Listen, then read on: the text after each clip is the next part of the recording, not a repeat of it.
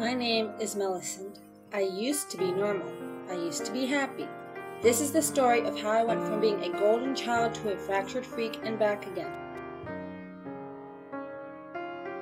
Something was lurking beneath my happy exterior, hidden away from my consciousness. It started to steal away my happiness. Then it got bolder. It broke my body little by little. It garbled my speech, Richter scaled my writing, raised my walking, and stigmatized my behavior.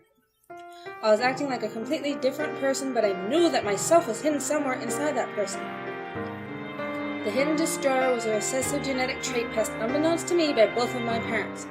The name of this destroyer was Wilson's disease. It made my body poison itself with copper. The daughter that my parents had raised and loved was changing into a monster.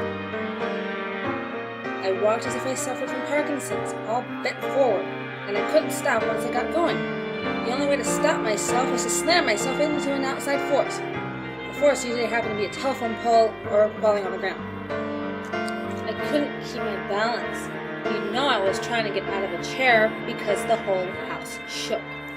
My handwriting looked like a seismograph reading, and damn if even I could read what I wrote. The greatest trial of all is that my parents couldn't understand me. I was so witty, yet I had to keep repeating everything so many times I'd eventually just give up. It was horribly frustrating. Then I got medicinal treatment, but I was still trapped inside a broken body. My center self remembered how to function correctly, but the body I was stuck in didn't know or didn't care.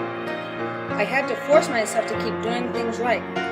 Force myself to stand up straight while walking. Force my feet not to bow out. Force my mouth to close around my feet. Force my lips to relax when I spoke. Force myself to write big.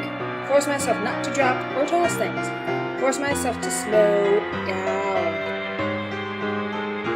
Mind over matter does work, but no one ever warns that your fragile brain will hurt like hell when the focus is that hard for that long.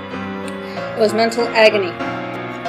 One half of my mind said, "Don't drop it, don't drop it, don't drop it, don't drop it," while the other half screamed, "Just drop it! Give up! Just give up already! Drop it!"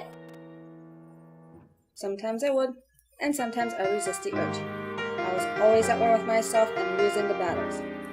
Then it started getting easier. I was proud that I was returning to normal. I got better.